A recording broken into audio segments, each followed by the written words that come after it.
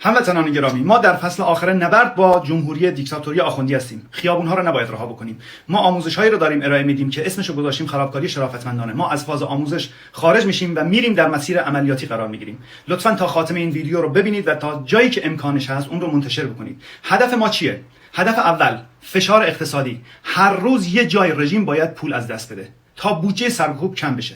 هدف دوم فشار امنیتی. نیروها رو درگیر صدها جبهه میکنیم در تمام محلات، تمام شهرها، تمام استانها تا خسته و ناامید بشن.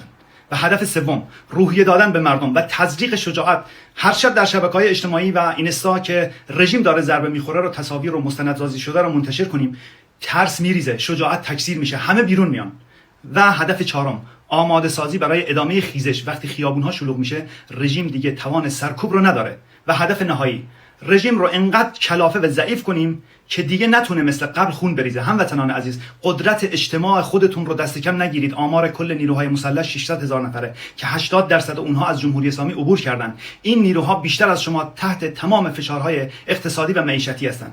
در مقایسه با تعداد مردم نسبت اونها 1:90. نکته مهم اینه که باید در نظر داشته باشید تجربه میدانی میگه امکان سرکوب کرد در اعتراضات و حضور میلیونی صفر.